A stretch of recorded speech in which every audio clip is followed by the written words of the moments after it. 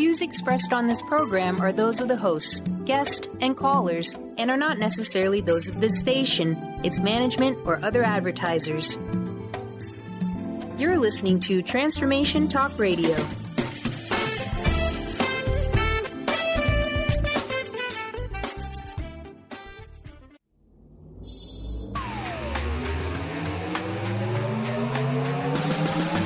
Reclaim your power and learn to live your most amazing life with Mike Murphy Unfiltered Radio.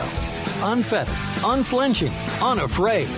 Tune in every Thursday from noon to 2 Pacific Time on TransformationTalkRadio.com as Mike explores authentic and relevant truth and powerful conversations with some of the world's most renowned game changers.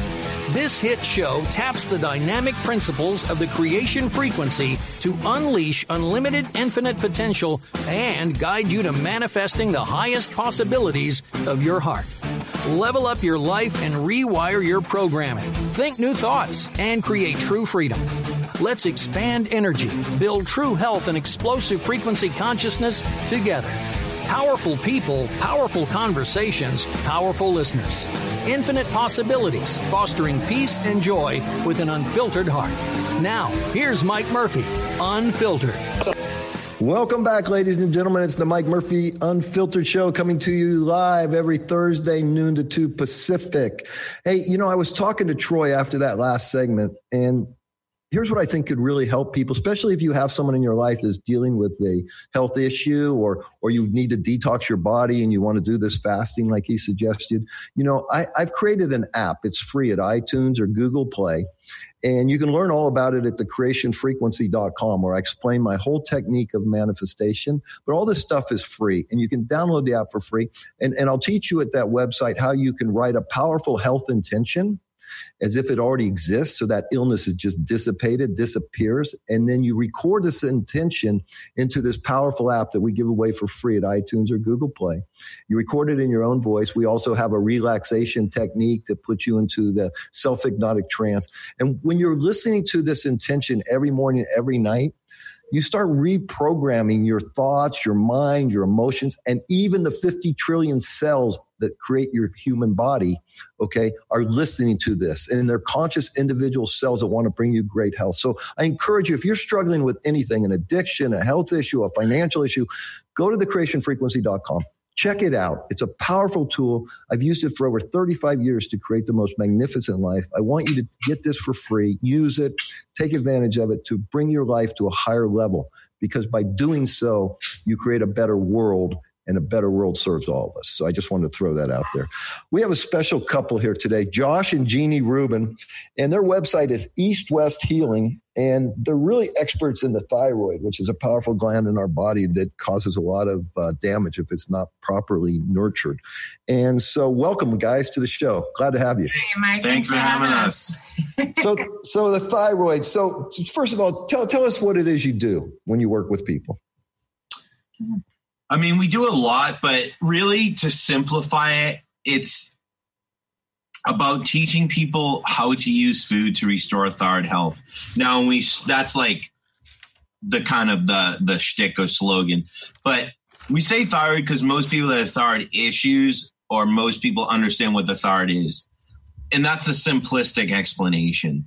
On a deeper level, really what we're trying to do is teach people how to use food in a very strategic way, so they can begin to regulate how their cells are using, storing, and producing energy, so we can have a larger effect on all the systems and the nervous system, so we can begin changing the state of the body. And that's really what we're trying to do, because we truly believe that you cannot truly heal if you don't change the state, right? So we're all overthinking, overworking, overtraining. We're running from this lion all the time. We're like, I'm going to take fish oil. I'm going to be vegan or whatever it may be.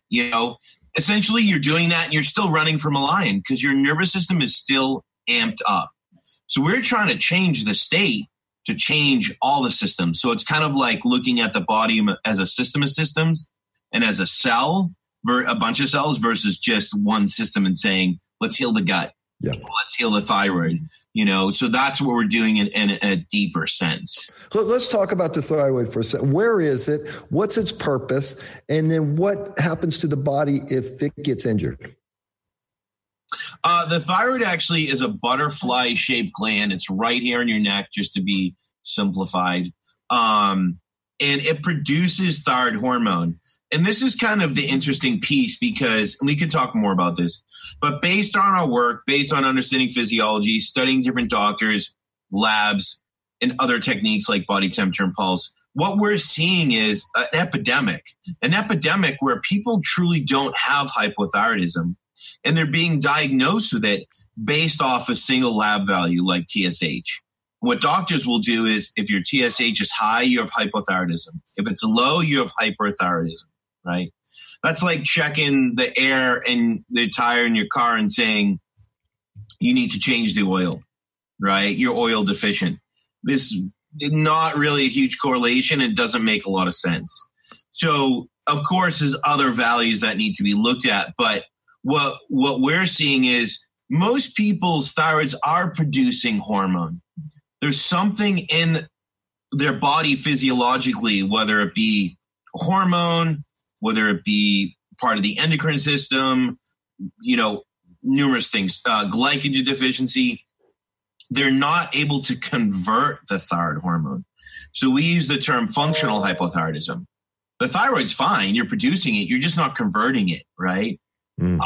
So that's really what we're seeing, what's happening based on looking at labs, based on looking at body temperature and pulse and correlating them. The problem is people are being told your gland's defective.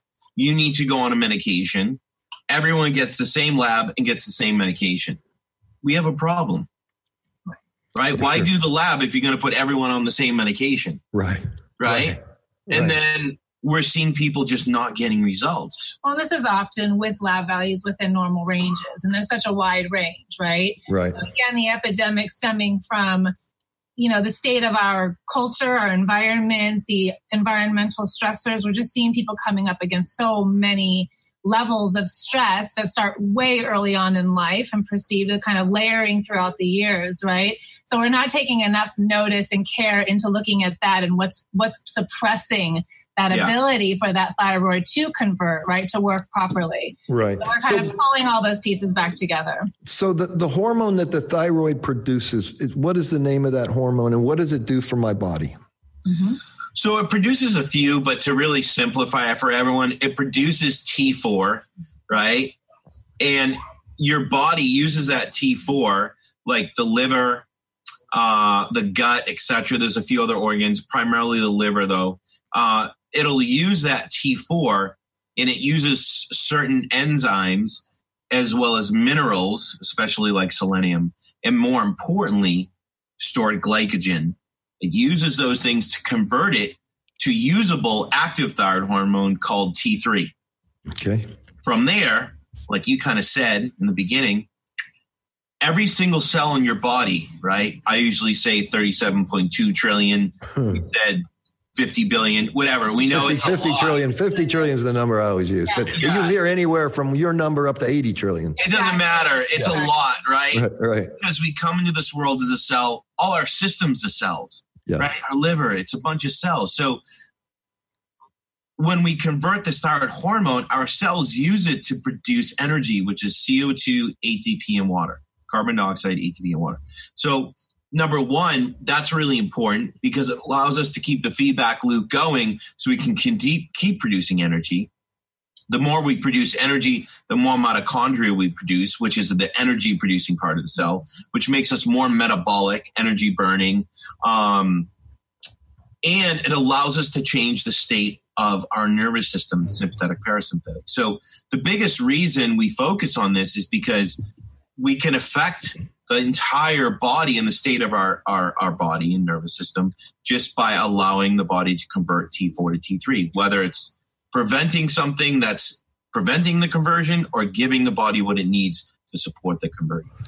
And I recently had a very dear friend of mine that's battling some sort of lymphoma cancer, right? And they got into a clinical trial. And the clinical trial, the drugs in the clinical trial basically destroyed his thyroid. He almost died. I mean, he couldn't even start. He lost his ability to almost speak, because of the dehydration. So when the thyroid goes, what causes a thyroid to go bad or get injured or damaged? And then what happens and how can we restore it?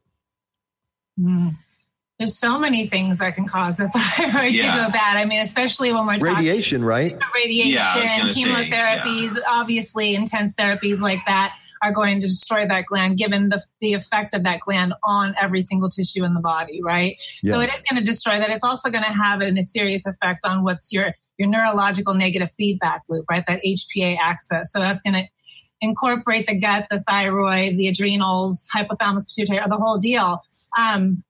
So that's definitely going to destroy the function of it. You can't, if it's destroyed, like literally destroyed, unfortunately you can't fix it. There's a spectrum. But that's where our approach really comes in. We're working with different types of people. We're working with people that have a thyroid, that have thyroid issues, or don't have a thyroid. Right.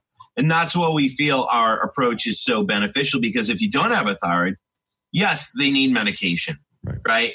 Some of them are very fragile. They have adrenal issues. So they initially go on T4 and then over time, maybe go on a T4, T3 kind of combo.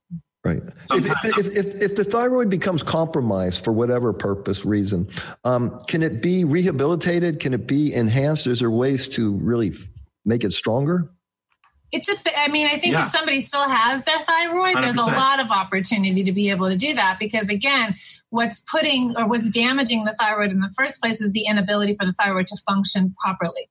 So when we restore and recover how the system's communicating with itself by giving the body the tools it needs to make that conversion, then we're taking that burden off of that gland, right? And allowing it to work synergistically with the other organs that it works. The two things that would really help is stress reduction and blood sugar regulation, right? Those are your key so if you really want an answer to that, two things, it would be those two things. Now, people will say, well, my life's stressful, I can't just reduce my stress. And that's why we use food, because it's been shown that if we regulate our blood sugar by teaching the liver to store glycogen through using food, metabolic foods, and eating those meals frequently, what happens is, through blood sugar regulation, we take the burden off the adrenals, we put out the fire, we reduce the stress response, which is a burden on the adrenals and the thyroid and conversion. But then we support the conversion of thyroid hormone. Mm-hmm. So to help a compromised, thyroid state would be reducing stress through blood sugar regulation. And I'll often hear, especially around women, they'll say, oh, this woman's becoming obese. Maybe she has a thyroid problem. Is there a correlation there, or?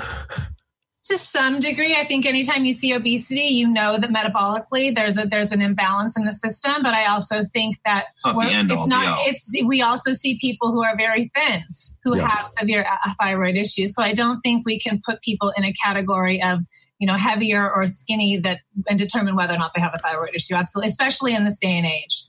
What are the best foods to strengthen the thyroid? Well, for us, we call them metabolic foods. Yes. So it'd be like fruits and starches, like roots, squashes, etc. And then proteins like homemade bone broth, gelatin, whitefish, shellfish, dairy, eggs, and then muscle meats like, organ meats like liver, and then muscle meats like lamb, venison, buffalo, chicken, etc. Mm-hmm. But the first ones I just said would be the most beneficial, the less heavier proteins. And the most digestible, most metabolic foods that the body is able to break down, because it's designed to do that. Yeah. So again, we're always looking to meet the body where it is. So when we speak about food, there is a category of foods that are going to be most appropriate for thyroid, but it always comes back to where somebody is physiologically, because that's going to help us determine what's happening digestively and what is going to support that person. So if one of the goals is to reduce stress, then we have to kind of surround that. And where are all the areas that we're experiencing stress, and how do we use our food to kind of mitigate that, right? And to reduce those stress hormones, because that's essentially what, again, is shutting that down. Exactly. Yeah. Is this the reason, when you have a dental x-ray taken, they put that heavy thing and they pull it all the way up here? Are they primarily trying to protect the thyroid from all your other vital organs? Yeah. But it would seem to me this would be the most sensitive. It could do the most damage, right? Yeah. So let's say I have a listener out there and they're having problems with their thyroid or just their overall health, and they come to you. How would they work with you? Go ahead. I think even just going back to your last question, it's about the food 100%. And that for us is a piece to the foundation, because I think most people are not eating these foods, right?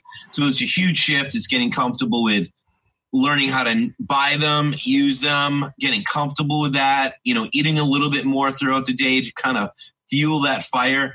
But that is the other big piece to it. It's the frequency piece of it. It's not just eating the food, because you can eat 2 meals a day of metabolic foods. You're not going to stoke that fire. It's finding out individually how to use the foods frequently to regulate your blood sugar so you can start supporting thyroid hormone conversion. Yeah, it's really about food placement. And again, it's also understanding. So when people start working with us, the first thing we want to know is where they come from. What's the story? How did we get where we're going, so that we can have a clearer picture, and where are we today, right? So we can have a clear picture of where we need to go and how we're going to do that. So again, we have to realize when people are coming to us, they're in a state of chaos. The fire's burning. They've been chasing their tails 24/7. Their bodies perceive them running a marathon. So we're going to look at all of that, and we're going to help them begin to use their food in a strategy. That's our food strategy that interrupts and essentially is doing for the body what it can't do for itself, so we can recover those systems and over time, again, adapt the body back into more of a homeostatic state.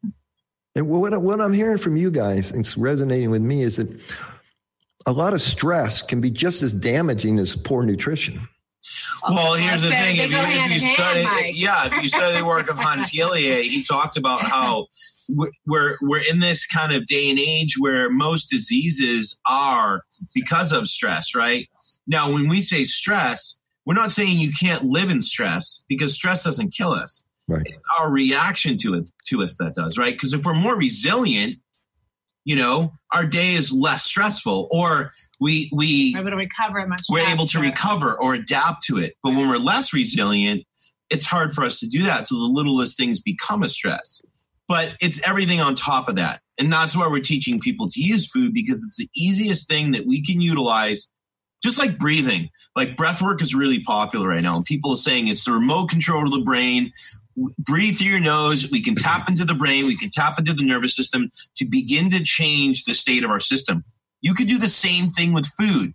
You don't need fancy machines. You don't need fancy supplements. You just have to use your food strategically to do that, But you do have to tune in. Yeah, well, exactly. That's what we're asking people to do, is kind of step outside of the norm and let's look at you and see, and let's feel what's happening in your body. But look how difficult it is for the ordinary person. Okay, so we're into this, we're aware, we're conscious, right? But I look at people, that the way technology is ramping up and things are moving so quickly, and you don't know if it's organic or not, just because you go down to Whole Foods and it says organic, it doesn't mean it's organic, right? And then the time that's involved, I'm fortunate I have a wife that, she can go buy good food and prepare it properly, but most people can't do that. And then on top of that, because of the increase in taxes and inflation, both parents are working or both people are out of the home, it's difficult to create the time and the energy to really do this. Any ideas or suggestions for people that don't have the time? Well, I think we have to take it piece by piece, right? I think if we look at the big picture, it gets very overwhelming. And that's what we guide our clients through, is a piece by piece. Like, how do we take all of this information? Where we need to go and begin to do it in a way that allows us to begin to adapt our lifestyle into more of in a way that's not going to compromise us in the long term. I mean, it's going to be different for everyone, of course, but the key is to start small. I think everyone's like, I can't eat 6 meals a day and I can't buy organic food and I can't do all this stuff. You don't have to do all this stuff. What can you do right now? Like, I'll say to a client, maybe let's just focus on breakfast. Maybe I want you to start eating breakfast within 15 to 30 minutes of waking up. Okay. I don't care what you eat the rest of the day. I don't even care if you eat. Let's just really get breakfast down. So you learn to wake up, eat, and you accomplish that. And then we can grow.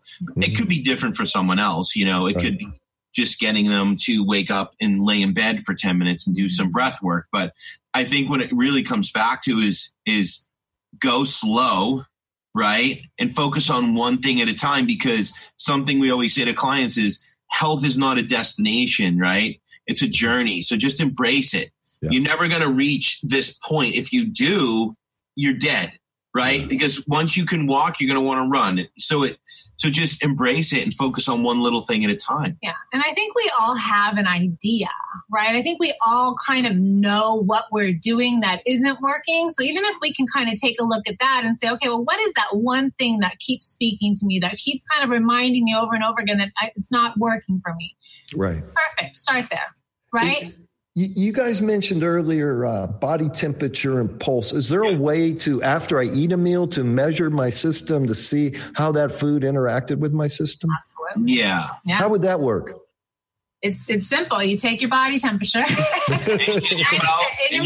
At what point? So I've eaten my meal. At what point do I do 40 minutes after you've eaten your meal. So you allow it time 30 minutes after you eat your meal to allow the time for digestion. And obviously temperatures will vary depending on what you're eating in the mouth. So we want to let that regulate. So about 30 minutes, we take that reading and we begin to assess whether or not that food's working for you. But we also have to look beyond that, right? And pulse as well. So temperature we take because, again, it is a great measurement for thyroid hormone, established very early on in the 1900s. Pulse we take because we know temperature can vary depending upon environment, hormones, infections, things like that. Pulse is not going to vary as much, but we will see the same correlations depending on patterns with those pulse variations. So we do ask for both. We're always asking for both. They don't stand alone. Yeah.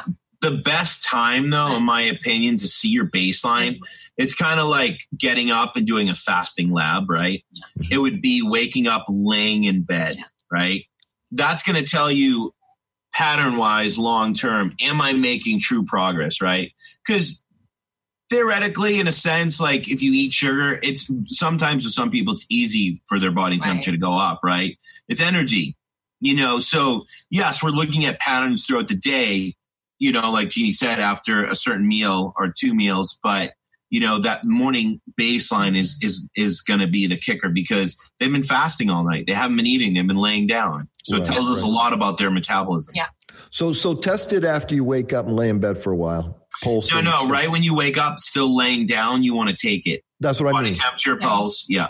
And that will be my baseline. And then after each meal, 30 minutes after each meal, I do it again. We usually recommend breakfast after breakfast and lunch. That's it. Okay. It's just a guide. And I'm with you. But if my temperature goes up, my pulse goes up, that means that food probably wasn't that good for me, or? There's a lot of things to look at besides just that. Yeah, we're not looking at it just on its own. We're looking at it in correlation. We always ask for 3 consecutive days because we can see a fluctuation that has nothing to do with actually what's happening in that moment, right? So it's patterns of behavior. But essentially, if your body temperature and pulse come up or regulate or stay regulated throughout the day following a meal, it's showing us to some degree that the body is able to accept that energy. It's metabolizing that energy. We're upregulating thyroid hormones, so on and so forth. It's about stability and instability, right? So if you wake up, so a normal is 97.8 to 98.6, or for a pulse, we like to see people 70 to 85, right? Mm-hmm. So let's say someone wakes up at a 96.6 with a 60, pulse. Gotcha. They eat breakfast and it goes up to like 97. That's great. Perfect. And then at midday, they're like 97.5. Still not in the norm, but we see that stable trend. That's good.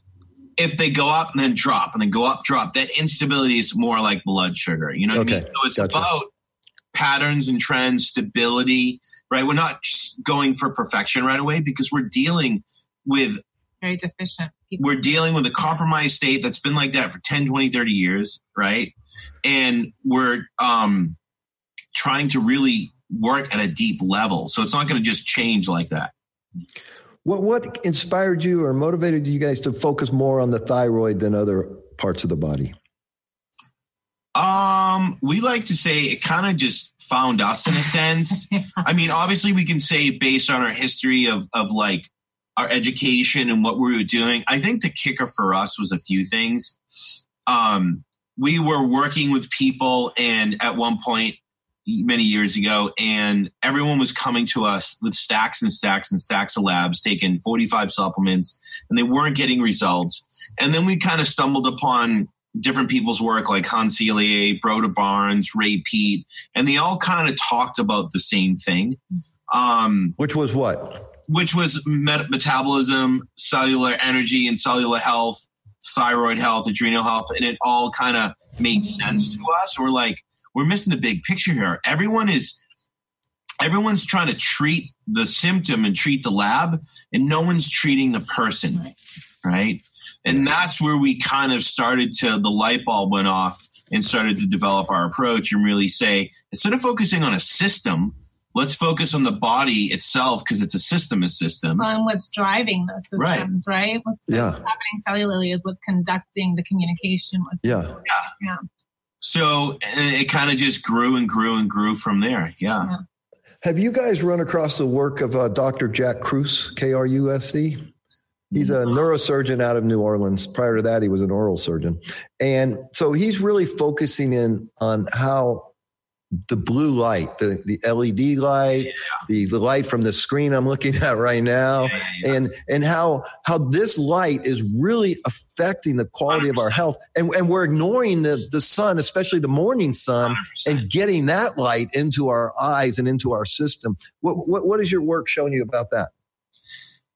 It's something we talk about a lot. We talk about that in the sense of it's a tool, right? I don't think if you just live in the sun, you're going to heal everything known to man. Right. But it is a piece of the puzzle. Why? Well, just like our cells use glucose for energy as well as thyroid hormone, there's an enzyme in there that thrives on light, especially like the sun or red light. That's why red light therapy is so popular. Right. It's something we recommend not to everyone, but to specific people, because we believe it's a tool,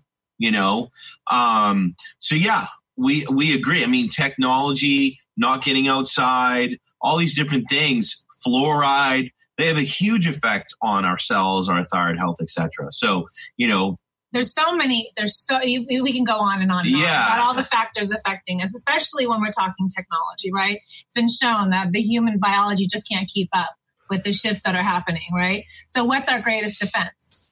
Yeah. Our greatest defense is to maintain what is here, right? Because we do have the tools innately, inherently built into us to be able to combat those stressors.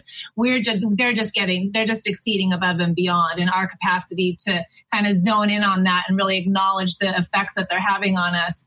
We're kind of a loss. We're in a little bit of an imbalance here. Yeah, for sure. And we're just trying to pull people back and help them understand the power that they do have through just looking at what is affecting them, becoming more aware of that so they can make more informed, conscious decisions around how they're using their body and their food, nutrition particularly, right? Because you can have such a profound effect just as if breath and light and all of those things can have. Yeah, but it is your foundation. We use breath work too. And here's the thing, because you kind of touched on this earlier, our approach is about helping people create balance, right? You have all these diets that are low protein, high carb, and then high protein, low carb, and crazy devices. And just we're moving further from self with all this stuff.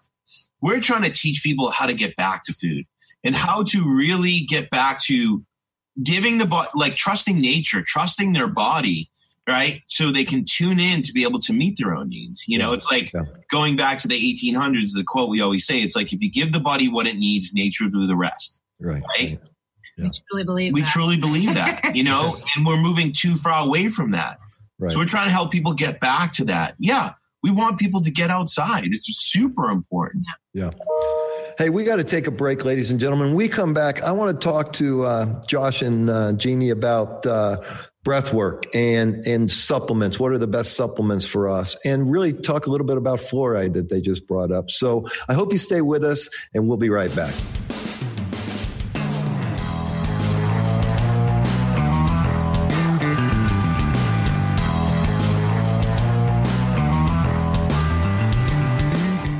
Hi, I'm Laura Meeks, and the most common problem that my clients face is all work and no play.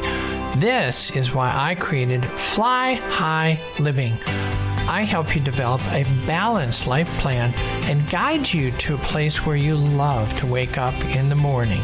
Call 888-666-1570 or go to flyhighliving.com to sign up for the 4-week Flight Plan for Life course. Did you know that when working with the law of attraction, it's beneficial to share your longings with a supportive tribe who can assist in maintaining accountability and hold the creative space for your desires to manifest? I'm Autumn Seibel, host of Golden Otter Radio, where the metaphysical meets the mainstream. Join me each month at the new and full moon to plant your seeds of abundance, consciously tend to your intentions throughout the lunar phases, then harvest the fruits of your co-creation with the universe in my Lunar Manifestations members-only forum. Your tribe is waiting for you at goldenotter.us. Golden Otter Divinations Radio, where the metaphysical meets the mainstream with Autumn Seibel. Tune in the first Friday every month at 9 a.m. Pacific as Autumn, educator, health coach, and medium, explores metaphysical and mainstream strategies on how to elevate your level of conscious living. Draw in the abundance that is yours by divine right. For more information about working with Autumn, visit goldenotter.us. That's golden like the precious metal and otter like the precious animal.us. Knowledge Book Radio with Marge Potasic has a special gift for everyone out there. To receive 3 chapters of the Knowledge Book as a special gift, send your email to mmjp99@gmail.com. That's M as in Mary, JP99@gmail.com now to receive this fabulous, fabulous gift of the Knowledge Book. It's time to get your life back on Burn Bright Today with Jennifer Marcinelli. Tune in each month on TransformationTalkRadio.com. Learn to move from the darkness of burning out to the light of burning bright. Jennifer is redefining stress and the energetic causes of burnout, shining a light on process to get your life back. For more information about Jennifer and her work, visit burnbrighttoday.com. Our angels and animals are always working for and around us. Darcy Pariso knew from an early age she felt this incredible presence that was confirmed for her in a Reiki Level 1 course. From then on, she has honed her skills and dedicated her talents to providing answers, inspiration, and tools for people to move past limiting blocks and past traumas to truly live a life of happiness. For more information about working with Darcy, visit darcypariso.com.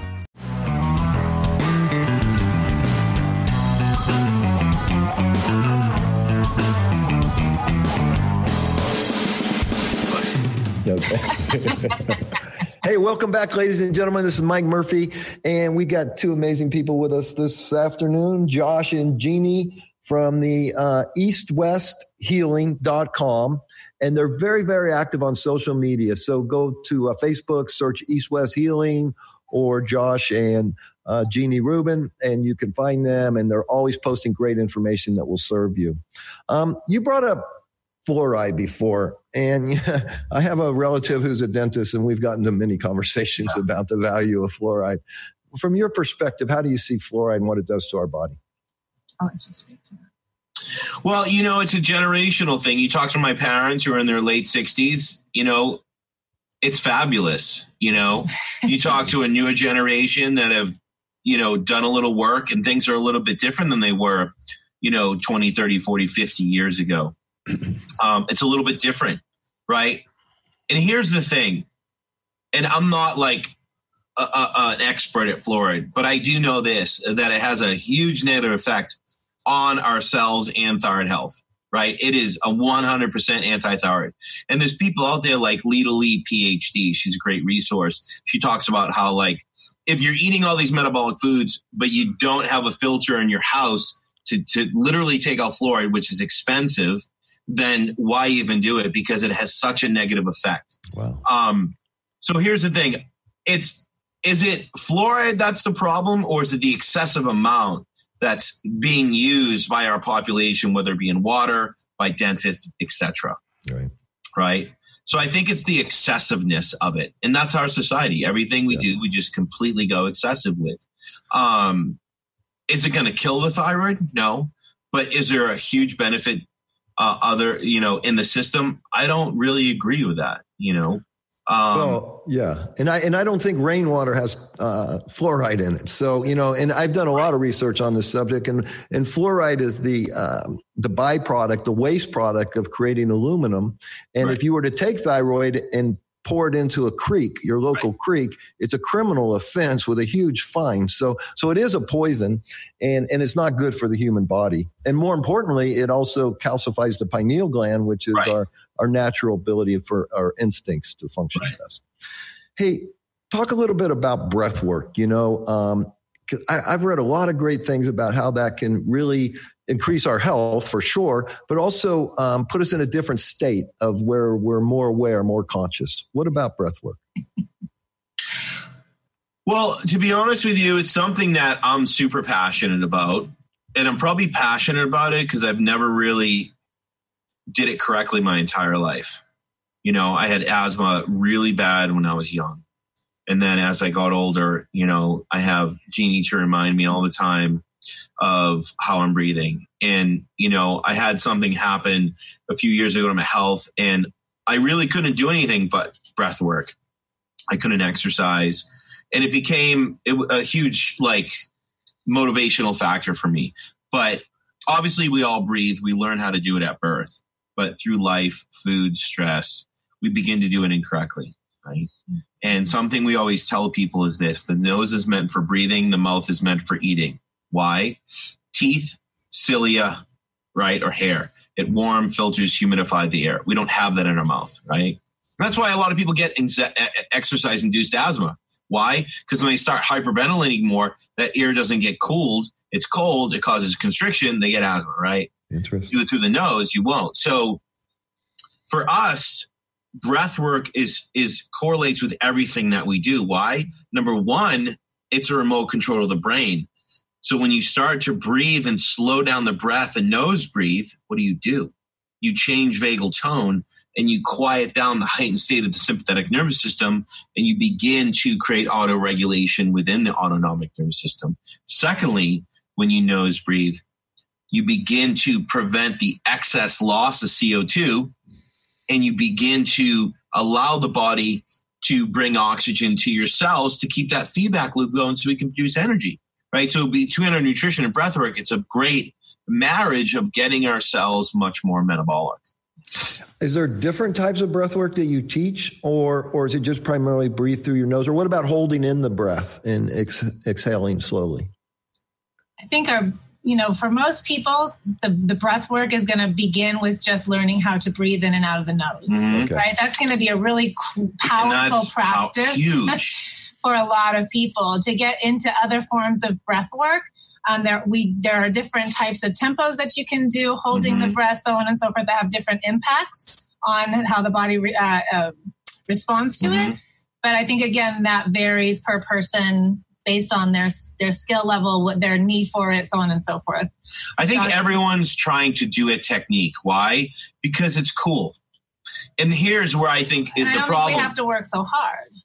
I mean, right. Yeah.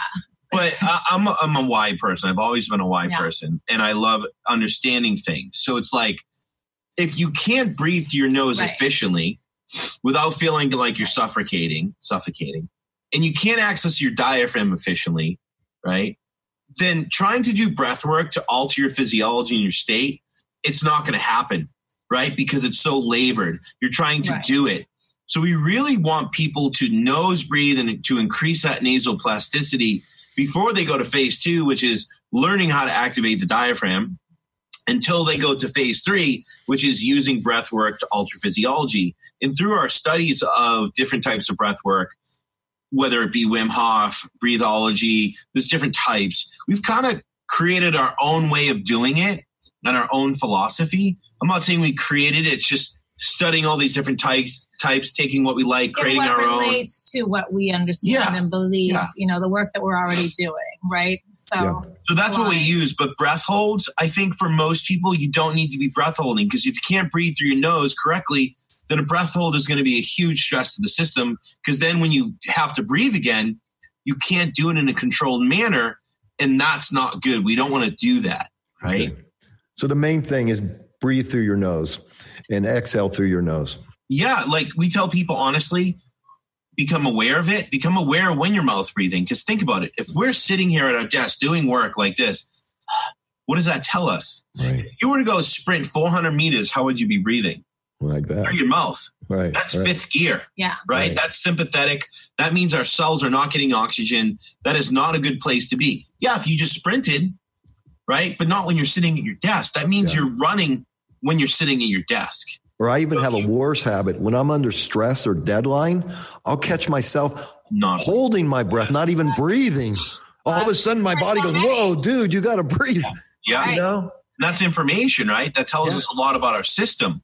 Yeah, for sure. So we tell people, be aware of when you're doing mouth breathing, start nose breathing, and spend some time in bed in the morning, midday, and at night. Just nose breathing. So I think that goes back to your question, Mike, earlier about what people can begin to do. Yeah. Right. And I think breath is a really powerful thing. Just notice how you're breathing. Right. And pull back in to create that consciousness and breathing through your nose. And let me add a little motivation to the listener here.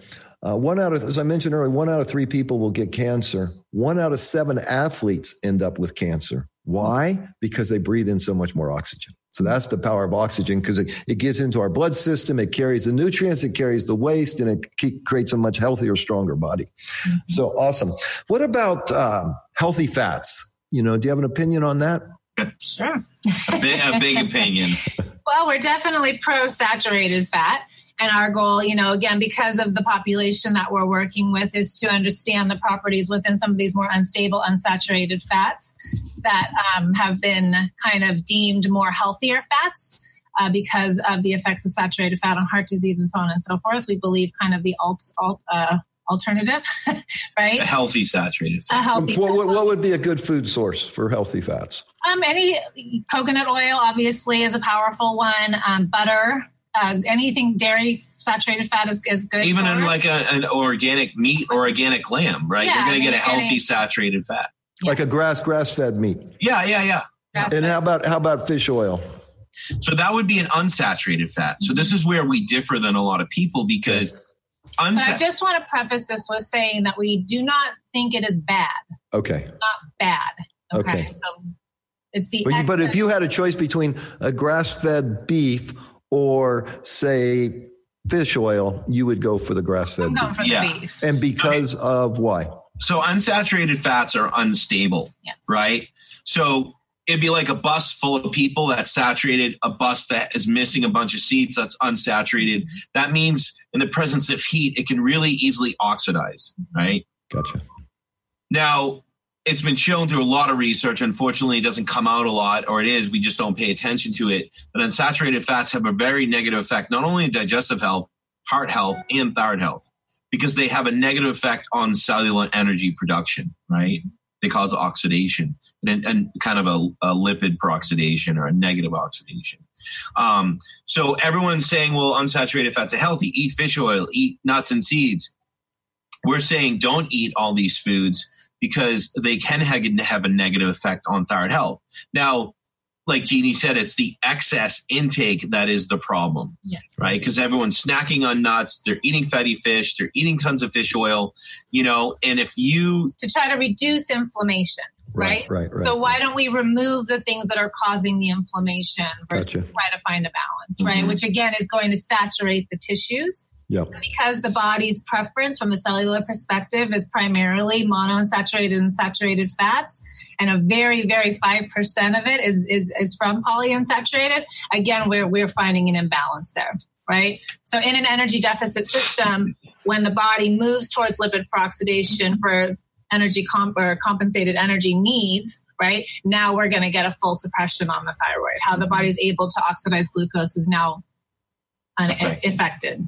So to eliminate oxidative stress or to reduce it, and what do you suggest for antioxidants, like fruit, or is there any supplements that you recommend or anything like that? We're not big supplement people, because here's the thing. An antioxidant is anything that allows your cells to uptake oxygen to produce energy. That's what an antioxidant is, right? She might be able to talk about a supplement, a good supplement, better than I will, but an antioxidant is just that. So when you start using metabolic carbs and proteins at each meal and snack, you regulate your blood sugar and you nose breathe. What are you doing? everything you're doing is an antioxidant. It's allowing your cells to intake oxygen so they can produce energy with thyroid hormone and glucose, right? Yeah. So for us, the best supplement is food strategy and using those foods in a strategic way to do that. Yeah. No, I totally agree. I mean, our goal is to, again, as I mentioned earlier, when working with somebody, we're looking at what is the most available nutrition for this person based on where they are physiologically. So we have to take into account what's happening digestively, right? We get the system shut down, we're shut down digestively. Yeah. So we have to make that the most available. And through regulating the system, we know that we're going to increase absorption, break down absorption, so on and so forth. When it comes to adding in different forms of supplementation, is there one that's better than the other? I think it depends on the person and based on where they are in their healing process. There's a lot of supportive tools that we use. Some of the supplements that we tend to utilize in our practice are things like raw carrots, right? That's something that we tend to use. I have found things like B3, niacinamide, to be a very powerful supplement for women, particularly who have been on birth control pills or who are easily exposed to that high level of oxidation, right? Just based on where their systems are. I'm trying to think of other supplements that we tend to use. I know it's very rare. It's about using food and creating that foundation first. People rely on supplements. Why? And this is the honest truth, and it's super harsh, but we're becoming lazy. Right. You know what I mean? We think, well, I have this problem. All I need to do is take, what can I do? What supplement can I take to fix this? Right. What am I missing? And it's really not that. We're human. The foundation is food, water, shelter. If that's not there, don't worry about anything else. But I think we've lost our trust in food to some degree. Exactly. There have been so many diets out there that people have tried. So they're slightly disillusioned. Oh, well, how are you going to use food to help me, right? Well, and the other thing is the quality of our food has gone downhill so rapidly. You know, I'm 61 years old, so I grew up in the 60s, and now I live in Medellin, Colombia. And so when I'm there and I'm eating that meat there or that food there, it tastes like when I was a kid. But when I eat food here, it tastes like garbage. Yeah. You know, you can taste the antibiotics, the hormones, all the bullshit, especially in the meat is where I really notice it. Yeah. It's hard. I mean, our society, this is a huge topic because it goes deeper than food. Right. I mean, between pharmaceuticals and the government, fear-based society, money, right. It's a challenge. You know what I mean? Because it's literally a money-driven system, but luckily there are places where you can get good food. Yeah. You can find organic food. And it's interesting because back in the day when we started doing this, it was about eating organic food. And now it's like you have to go to the source to get a good food because sometimes organic is not even like good. Right. So health is about taking responsibility. And sometimes that just takes a little bit of effort to figure out what grocery stores you need to get to, trying different foods, and finding the best source that works for you. Yeah, and I don't think apples are supposed to last 3 weeks on the shelf. So just imagine what you're eating to make that apple last that long. Right. And so that really bothers me. What about exercise? What do you guys suggest to the people you work with as far as exercise? Well, again, we're looking, when we're working with somebody, we're looking at all the things that are affecting them in their life from a physical to emotional, mental standpoint, right?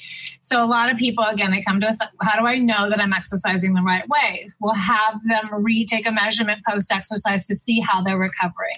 We'll have them observe, through the following days, how they're feeling. How did they sleep that night, right? So we'll modify the tempo. We'll modify the time of day. We'll modify the amount of time they're exercising. All of those variables can be adapted or modified according to where somebody is. But again, it's coming back to where are we in the healing process, right? So that's where we approach it. It's not that one form is better than the other.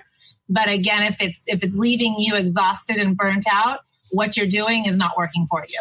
And here's the thing. This is the biggest tip I can ever give anyone because you can really do anything, right? Yeah. But when you're healing, any exercise is a stress because exercise is stress. Mm-hmm. So let breath dictate the movement. Exactly. Nose breathe. and do whatever you want to do to the degree that you can still nose breathe. If you can't nose breathe, then you're going too intense. So you're like, well, I want to go for a walk. I want to go for a hike. I want to do CrossFit. I want to do yoga. Nose breathe. That's going to allow you to pull it back, still bring oxygen to your cells, still be metabolic, and not overstress the system. You might not be going 100%, but you're still getting good movement to meet your body's needs. And just for the listeners, I want to say that's a really difficult space for a lot of people to be in, right? It's like, I can't do what I was used to be able to do. And emotionally that could take its toll. But again, it's acknowledging where you're at. What are your goals? What are your intentions? What do you want for yourself? Right. And then going from that. Well, and the reason that resonates so much with me, because I do Bikram yoga, hot yoga. And when I just focus on my nose breath the entire 90 minutes, then I am so much more conscious and aware and present.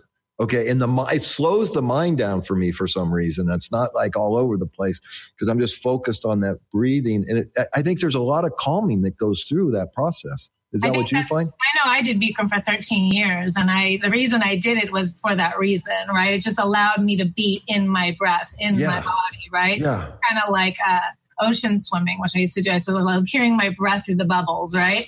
Yeah. But I think, it absolutely, your breath will bring you back to your center. And I think a lot of us are so far from the center that having that opportunity to be in that space can be very valuable when using your body as a resource. For sure. And it also makes the practice of the 90-minute practice of the hot yoga tolerable. Exactly. It eliminates the suffering. Yes, exactly. Otherwise, you're not going to make it. Yeah. Do you guys have children? Can you hear him in the background? I see you glance over there every once in a while. I wonder what. Yes, we do. We have a almost 3-year-old little boy. Yeah. Okay. Yeah. And so you incorporate this from birth, this healthy eating. 100%. Yeah. You know, what a blessing, right? Because I grew up on, Jell-O pudding that you put, powdered, and all this bullshit cereal and stuff. And those are hard habits to break. That's all conditioning and programming for our cells, right?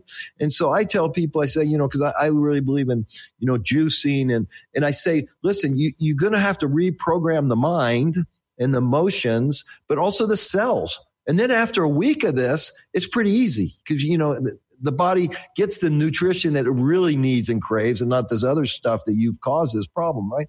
So what a great gift to raise a child like this. Yes. Interestingly enough, we have a very picky eater. Yeah. So it definitely, is a challenge, but at the same time. Where do you get your food? Do you go to like farmers markets or do you go to Whole Foods or how do you go about it? We go to like 3 different grocery stores, believe it or not. We get a lot of our meats from Jimbo's, which is like an organic market. We go to Trader Joe's for specific like shrimp and scallops.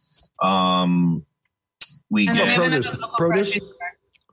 Produce primarily Jimbo's. Yeah, you're going to get your highest quality. And then Sprouts will get some other like, peanut, not like just other stuff that we need, whether it be stuff for Harrison or, Yeah.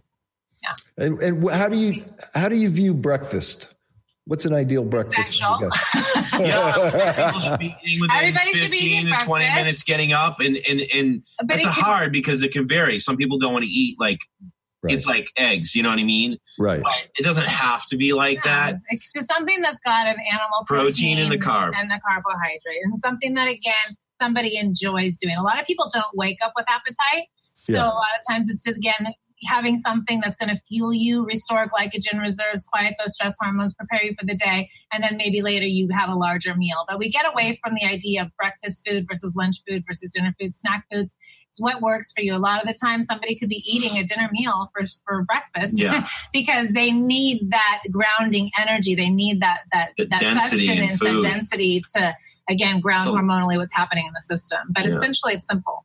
Yeah. So what I like about your guys' approach, what I'm hearing and learning here today is one, you treat everybody as a unique individual with their own unique systems, their own unique needs, and so on and so forth. Yes, and you really, really measure everything, right? Yeah. And so you're not just throwing stuff against the wall and seeing what sticks. You're really in tune. And you're also looking at the whole entity, the mind, the feelings, the physicality, and then I'm assuming the spiritual as well. Absolutely. The philosophy is the same for everyone, but how it's rolled out is different because everyone in front of us is a different human being. They have a different past, different history, different traumas. But this is, I'm sorry, but this is what I get excited about. This is what we're so excited about the work, is because over the years of applying it, we have really observed the reconnection from the mind, body, spirit, and the work that we're doing, because we're pulling people back into themselves, right? Yep. So it's so profound. And it is, again, such a foundational piece for any level of healing. Right? Yes. It might not be the only piece, but it is the foundation. Because what you're teaching people is to take their power back and quit being a freaking victim.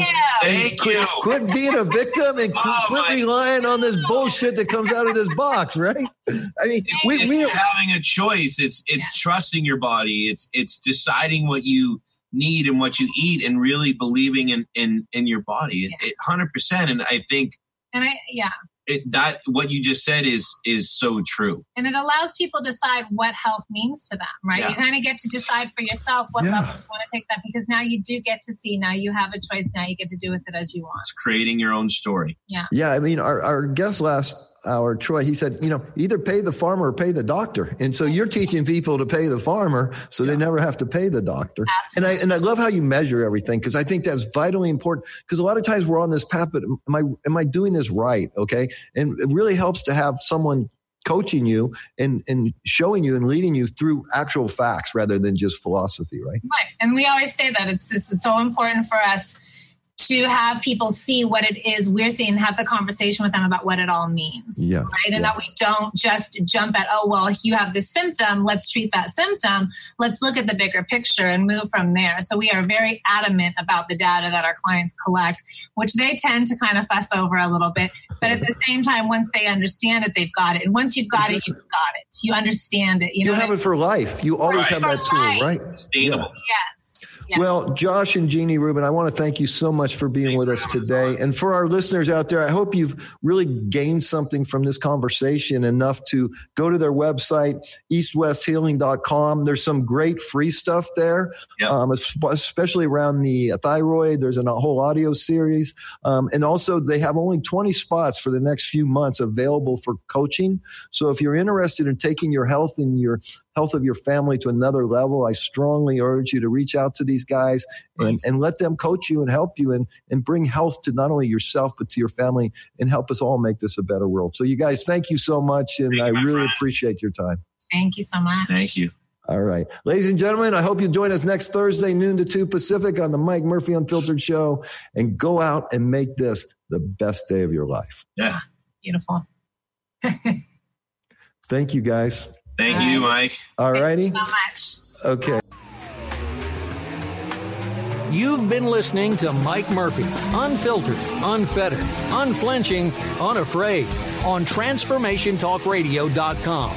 Thanks for tuning in, and don't miss the next Unfiltered show next Thursday from noon to 2 Pacific Time on TransformationTalkRadio.com, as Mike Murphy and a cast of powerful guests strip away the veil of limitation using the groundbreaking practices of the creation frequency. Tune in to unleash the power of your mind. Open the immense energy of the heart to manifest an awesome life filled with true health, wealth, confidence, gratitude, and joy. Unfiltered truth, unfiltered frequency, unfiltered possibilities on Mike Murphy Unfiltered Radio. For more information on Mike and his work, visit MikeMurphyUnfiltered.com.